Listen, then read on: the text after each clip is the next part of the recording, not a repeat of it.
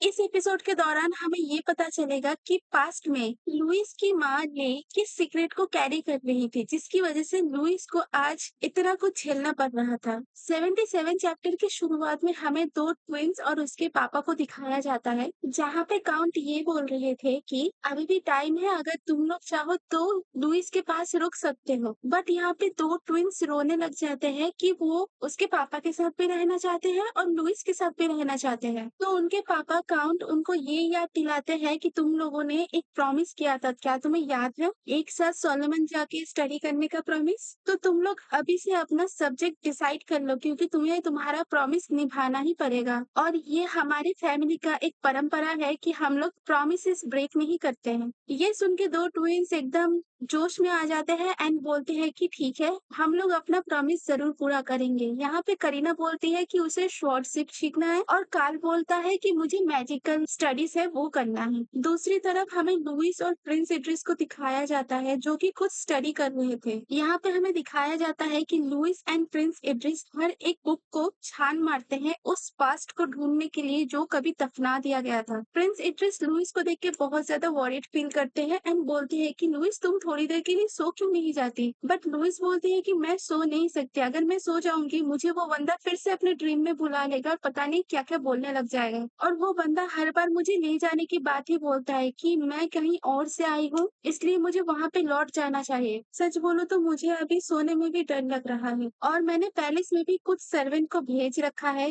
जिन्होंने मुझे ये बताया कि पैलेस की जो लाइब्रेरी है वहाँ पे भी डॉक्यूमेंट्स आधी अधूरी सी है, मतलब किसी ने जानबूझ के पास्ट में होने वाली इंसिडेंट को छुपा दिया गया है। लुइस बोलती है कि प्रिंस मैं बहुत ज्यादा टायर्ड हूँ, क्या तुम मुझे कंफर्ट कर सकते हो? ये सुन के सबसे पहले प्रिंस शॉक तो हो जाते हैं, बट एटलीस्ट वो करते हैं जो लुइस चाहती थी। उसके बाद प्रिंस ये सोचते हैं कि लुइस तुम अभी रेस्ट करो, मैं बाद में आता हूँ। दूसरी तरफ हमें एलिस्टर को दिखाया जाता है जो कि बहुत ज्यादा गुस्सा हो रहा था वो डुइट वाले बंदे पे, क्योंकि ये बंदा बार बार लुइस की ड्रीम में आके लुइस को परेशान कर रहा था, उसे सोने नहीं दे रहा था। इसलिए एलिस्टर बोलते हैं कि इसको पता नहीं है कि मेरी ताकत कितनी है और इसको तब भी मेरे से पंगा लेना है और मेरी बेटी को हार्म करना है। मैं भी देखता हूँ कि ये बंदा क्या कर पाता है। मतलब एलिस्टर को सब स्टार्टिंग से ही पता था कि कैसे लुइस सो नहीं पा रही है और ये बंदा लुइस को कंटिन्यूअसली परेशान करे जा रहा है। तो वो ना एक बार चेक करने के लिए लुइस के रूम में आता है, तभी देखता है कि लुइस ऑलमोस्ट फ्लोट कर रही थी। एलिस्टर जाके लुइस का हाथ पकड़ता है और लुइस को बचाता है एंड उस बंदे को बोलता है कि अभी के अभी यहाँ से निकल जाओ। तो ये डूडीड वाला बंदा बोलता है कि बहुत दिनों बाद मिले एलिस्टर, कैसे हो? और जैसे ही ये दोनों मिलते हैं ना, ये दोनों अपनी ताकत को एक दूसरे के ऊपर आजमाते हैं, जहाँ पे एलिस्टर बोलते हैं कि लुइस मेरी बेटी है, तुम इससे दूर रहो, समझे? तो डूडीड वाला बंदा बहुत ज्यादा गुस्सा हो जाता है और बोलता है कि तुम्हें तो अपनी बेटी को प्रोटेक्ट करना आता ही नहीं, और इनफैक्ट तुम्हें तो अपनी बेटी के बारे में पता भी नहीं था कि वो जन्म भी ले चुकी है। ये छोटी सी बच्ची हमारी व्हाइट ट्री है, मेरे काइंड की है, हम लोगों जैसी है। तुम्हारी हिम्मत की दाद देनी पड़ेगी एलिस्टर, तुमने इसे मुझसे छीनने की कोशिश की और तुमने इस बच्ची को अपनी स्नेक फैमिली में ऐड कर लिया। अभी भी टाइम है, उसे उस जगह पे जाने दो जहाँ से वो बिलोंग करती है, वरना मुझे उसको जबरदस्ती मेरे साथ लेके जाना पड़ेगा, चाहे उसके लिए मुझे तुमसे फाइट करने भी पड़े ना, तब भी मैं पीछे नहीं हटूंगा एलिस्टर। इस बार एलिस्टर ये बोलते हैं कि मेरी बेटी से दूर चले जाओ और अपने पावर को बहुत ज्यादा यूज कर लेते हैं। ये डूडिट वाला बंदा जाते हुए बस एक वार्निंग देता है और वहां से चले जाते हैं। राय अपने मन ही मन में ये सोचती है कि ये दो पावर अगर आपस में टकरा गए तो बहुत ज्यादा बुरा हो सकता है, क्योंकि एक बंदा है जो माउंटेन का लॉर्ड है और दूसरा है जो इस दुनिया का सबसे पहला सरपेंट है। अब एलिस्टर ना लास्ट टाइम डिवाइन बीस्ट को बुलाता है और बोलता है कि हम दोनों का ख्याल रखना, और ये बोल के ना वहीं पे बेहोश हो जाते हैं लुइस के साथ ही। और इसी के साथ साथ हमारा 77 चैप्टर यहीं से खत्म हो जाता है। 78 चैप्टर सिल्वेस्टर वैली से होती है, जहाँ पे हमारा 77 चैप्टर खत्म हुआ था। लुइस शॉक होकर बैठ जाती है और सोचती है कि एक सेकेंड, क्या मैं सच में सो गई थी? इस बार वो सिविलियन वाला बंदा मेरे ड्रीम में आया ही नहीं, और ये पहली टाइम है जब मैंने एक अच्छा सा नींद लिया है। लुइस अपनी आंखें घुमाती है और देखती है कि उसके पापा वहीं पे उसके साथ ही बेहोश पड़े थे वहां पे। लुइस बहुत बार कोशिश करती है कि एलिस्टर को उठा दे, बट एलिस्टर उठ ही नहीं रहे थे। अब लुइस अपने मन में ये सोचती है कि ऐसा कैसे हो सकता है है? मेरे पापा तो कभी सोते भी नहीं हैं और आज वो इतनी गहरी नींद में कैसे हैं? लुइस बहुत ज़्यादा शॉक हो जाती है और एक टाइम के लिए ना उसकी आँखों के सामने उसकी पास्ट लाइफ आ जाती है। ये सोच के लुइस बहुत ज़्यादा घबरा जाती है और बहुत ज़ोर से ना थप्पड़ मारती है एलिस्टर को। एलिस्टर नींद से उठते हैं और बोलते हैं कि लुइस क्या बात है? क्या प्रॉब्लम है? एलिस्टर को जगता हुआ देख के लुइस बिना कुछ सोचे समझे रोने लग जाती है और बोलती है कि मैंने सिविलियन वाले बंदे को अपने ड्रीम में इस बार नहीं देखा। नींद से उठने के बाद मैंने आपको देखा और बहुत बार जगाने की कोशिश की पर आप उठ ही नहीं रहे थे। मुझे ऐसा लगा कि मैंने अपनी माँ के जैसे आपको भी खो दिया है इसलिए मैं बहुत ज्यादा डर गई थी पापा। अब एलिस्टर लुइस को हक करते हैं और बोलते हैं कि लुइस मुझे माफ कर देना। बट सच तो ये है कि चिंता करने वाली कोई बात नहीं है, मैं ठीक हूँ। ये सुन के लुइस बहुत ज्यादा रिलैक्स फील करती है और बोलती है कि पापा अभी भी रात बाकी है तो हम दोनों सो जाते हैं, ठीक है। लुइस को अच्छे से सोता हुआ देख के एलिस्टर एक गहरी सांस लेते हैं और सोचते हैं कि मैं अभी तुम्हारे बिना क्या करूंगा, मुझे समझ नहीं आ रहा है। स्टोरी में अब हमें पता चलता है कि एलिस्टर को स्टार्टिंग से ही पता था कि ले डूरिट से है, मतलब ले का जो एंसेस्टर है वो डूरिट से बिलोंग करता है, इसलिए लुइस का जेनेटिक भी डूरिट है जिसकी वजह से सिविलियन वो डूरिट वाला बंदा इसे ले जाने की कोशिश कर रहा है बार बार। एलिस्टर बोलते हैं कि ले मैं क्या करूंगा अगर लुइस को पता चले कि वो डूरिट से है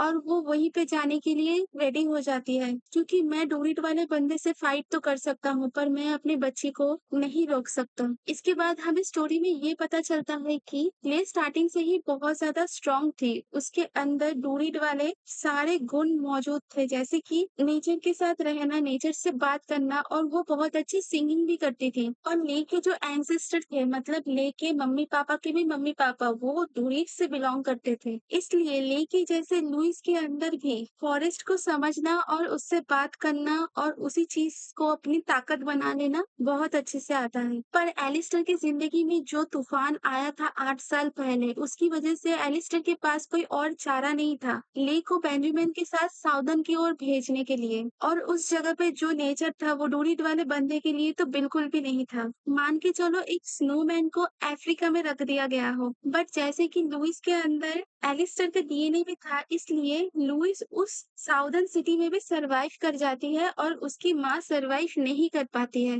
और इसी चीज की वजह से ले ने पहले से ही एलिस्टर को ये बोल के रखा था लेटर में कि ले के गुजर जाने के बाद एलिस्टर लुइस का अच्छे से ख्याल रखे। एलिस्टर को ना बिल्कुल भी समझ नहीं आ रहा था ये सिविलियन या डूरिट वाला जो बंदा है वो एक्चुअली में क्या प्लान कर रहा है और उसका नेक्स्ट मूव क्या होगा लुइस को लेके। दूसरी तरफ हमें ये डोरेट को फिर से दिखाया जाता है जो कि एक चीज को देख रहा था और मुझे ये देख के ये लगा कि ये बहुत सारी आत्माएं ना एक जगह पे इकट्ठा होकर रखी है और इस डोरेट वाले बंदे से बोल रही है कि हमें आजाद कर दो, हमें जाने दो यहाँ से। बट ये डोरेट वाला बंदा ना अपने ही ख्यालों में था, उसको ये टेंशन हो रहा था कि एलिस्टर ने अपनी पावर दिखाते हुए वो ड्रीम वाला जो रास्ता था उसको ब्लॉक कर दिया है, इसकी वजह से ये डोरेट वाला बंदा लुइस की ड्रीम में अपीयर नहीं हो पा रहा था या फिर लुइस को अपनी ड्रीम में बुला नहीं पा रहा था। बट इससे ये डिसअपॉइंट तो नहीं होता है क्योंकि ये बोलता है कि मेरे पास और भी बहुत सारे रास्ते हैं लुइस तक पहुंचने के लिए। एलिस्टर की वजह से वो डोरिट वाला बंदा लुइस की ड्रीम में तो अब नहीं आ रहा था, इसलिए लुइस बहुत अच्छे से सोती है और अपने पढ़ाई में भी फोकस करती है और वो भी हमारे क्राउन प्रिंस के साथ।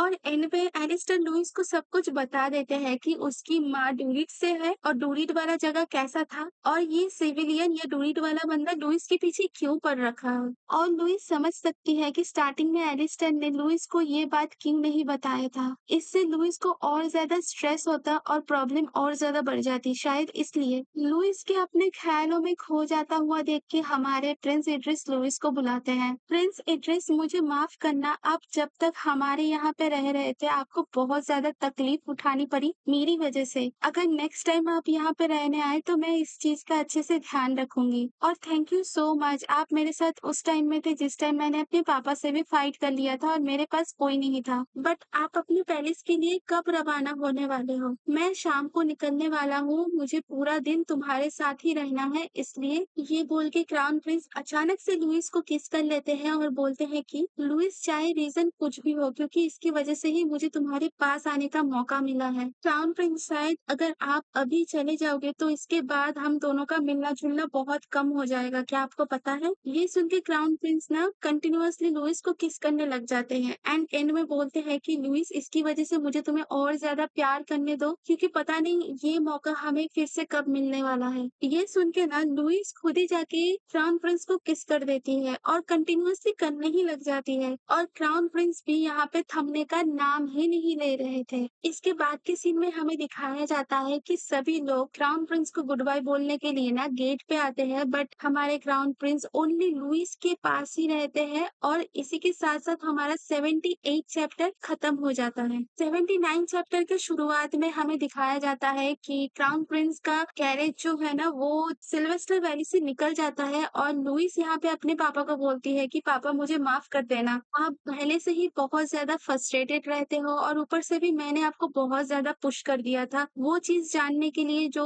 जरूरी नहीं था शायद। बट यहाँ पे एलिस्टर लुइस को ये बोलते हैं कि लुइस, आज या तो कल तुम्हें सच तो पता चलना ही था। गलती मेरी है कि मैं तुम्हें सही टाइम पे सही चीज नहीं बता पाया, तो इस चीज की वजह से तुम्हें माफी मांगने की कोई जरूरत नहीं है, ठीक है। तो यहाँ पे लुइस एलिस्टर को थैंक यू बोलती है और बोलती है कि आपकी वजह से वो सिविलियन या फिर डोरिट वाला बंदा अब से मेरे ड्रीम में नहीं आता है, क्योंकि उसका जो ड्रीम साइड है जो कि मेरे साथ जुड़ा हुआ था, आपने उसी कनेक्शन को अपनी ताकत से पूरी तरीके से ब्लॉक कर दिया है। यहाँ पे लुइस और उसके पापा मतलब एलिस्टर बहुत ज्यादा रिलैक्स है, एंड देन लुइस ये बोलती है कि पापा अब तो सब कुछ ठीक हो चुका है ना, तो अभी मुझे अपने पढ़ाई पे ज्यादा फोकस करना है, क्योंकि मुझे सोलोमन भी जाना है, और मैं चाहती हूँ कि जितना टाइम मैं इस सिल्वेस्टर वैली में रुकूं मैं आपके साथ ज्यादा से ज्यादा टाइम बिता सकूं। क्या आप ये नहीं चाहते? इसके बाद हमें स्टोरी में दिखाया जाता है कि सभी लोग अपने काम में बिजी हो जाते हैं। प्रिंस इड्रिस, एलिस्टर या लुइस सभी अपने काम में बहुत ज्यादा फोकस करने लग जाते हैं। लुइस और क्राउन प्रिंस लेटर के थ्रू तो बात करते थे, और उन दोनों का मिलना जुलना तभी होता था जब कोई बॉयकॉट या फिर पार्टी होता था, और ऐसे ही करके ना 2 साल बीत चुका था, एंड देन 2 साल बाद जब दोनों एक साथ ना चल रहे थे पैलेस में, तभी लुइस क्राउन प्रिंस को ये बताती है कि मुझे सोलोमन में एडमिशन मिल चुका है। ये सुन के ना हमारे क्राउन प्रिंस बहुत ज्यादा खुश हो जाते हैं, लुइस को ना गोदी में उठा लेते हैं, और जैसे ही लुइस को गोदी में उठा लेते हैं ना, लुइस बहुत ज्यादा शॉक हो जाती है और बोलती है कि प्रिंस इड्रिस, हमें कोई देख लेगा, मुझे नीचे उतारो। हमारे प्रिंस ये बोलते हैं कि कोई बात नहीं, देखने दो, तुम मेरी गर्लफ्रेंड हो और तुम्हें इतना अच्छी जगह पे पोजीशन मिला है, तुम्हें तो सीनियर वाला पोजीशन मिला है जो कि बहुत अच्छा स्टार्टिंग है शुरुआत में ही, और मैं तुम्हें लेके बहुत ज्यादा प्राउड फील कर रहा हूँ लुइस। और वहाँ के जो बाकी के सर्वेंट है ना वो ना देख के भी अनदेखा करके वहां से चले जाते हैं। लुइस सबसे पहले प्रिंस इड्रिस को थैंक यू बोलती है पोलाइटली, एंड बोलती है कि मुझे आज सिल्वेस्टर वैली में जल्द से जल्द जाना पड़ेगा।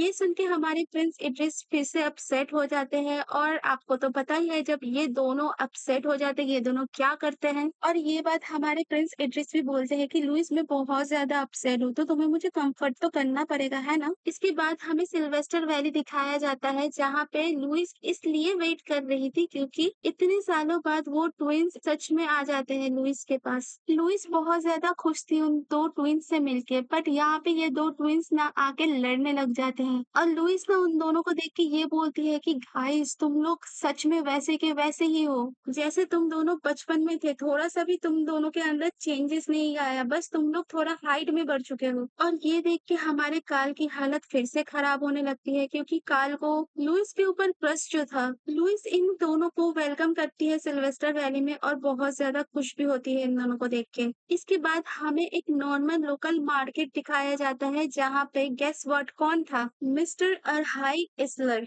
अरहाई का मुलाकात उस सोलेमन एकेडमी में एक प्रोफेसर से होता है, जहाँ पे प्रोफेसर उससे पूछते हैं कि तुम यहाँ पे क्या कर रहे हो, तो हमारे अरहाई बोलते हैं कि मैं यहाँ पे गिफ्ट लेने आया हूँ अपनी सिस्टर के लिए, क्योंकि उसने सोलेमन एंट्रेंस एग्जाम में सीनियर वाली पोस्ट को हासिल किया है। यहाँ पे हमारे प्रोफेसर बहुत ज्यादा इम्प्रेस हो जाते हैं और बोलते हैं कि हाँ, तुम जैसे समझदार भाई का इतना समझदार बहन होना तो जायज बात है, और मैं भी बहुत ज्यादा एक्साइटेड हूँ तुम्हारी बहन लुइस से मिलने के लिए, पर तुम्हारी बहन को टाइटल नहीं मिला है ग्रैंड डचेस का। तो यहाँ पे अरहाई बोलती है कि अभी नहीं, अभी टाइम है, पर उसके पहले उसे स्टडी कंप्लीट करना है। प्रोफेसर से बात करके और लुइस और वो ट्विंस के लिए गिफ्ट लेकर अरहाई जैसे ही अपने कमरे में घुसता है, अरहाई अपने रूम का गेट जैसे ही खोलता है, लुइस ना अचानक से आके अरहाई को हक कर लेती है और बोलती है कि अरहाई ब्रदर, आप बहुत दिनों बाद मिले हो, कैसे हो आप। हाई बहुत ज़्यादा शॉक हो जाता है क्योंकि टाइम से पहले ही लुइस और हाई से मिलने के लिए सोलोमन एकेडमी में आ जाती है और यहाँ पे हमें सोलोमन एकेडमी भी दिखाया जाता है जो कि बहुत ज़्यादा हाई-फाई एकेडमी लग रहा था, जहाँ पे बस अमीर बच्चे ही पढ़ सकते हैं। और हाई ना अपने लुइस के ऊपर फ़ोकस करते हैं, उसके गाल खींचते हैं और ये देख के ना 2 ट्विन्स बहुत ज़्यादा जेलस फील करते हैं और बोलते हैं कि यार हम लोग भी यहाँ पे खड़े हैं, हम लोगों से भी बात कर लो। तो इसके बाद हमें दिखाया जाता है कि ये चारों एक जगह इकट्ठा हुए हैं और इन लोगों ने कुछ साल पहले जो प्रॉमिस किया था एक-दूसरे से कि एक बार फिर से मिलेंगे और सोलोमन एकेडमी में साथ में पढ़ेंगे, इन सभी ने अपना प्रॉमिस निभाया और यहीं पे हमारा 79 चैप्टर खत्म हो जाता है। आई होप इस सोलोमन एकेडमी में इन चारों का टाइम बहुत अच्छे से बीते और हमारा भी एंटरटेन हो और थैंक यू सो मच मेरी पूरी वीडियो देखने के लिए। मिलते हैं हमारे नेक्स्ट वीडियो में।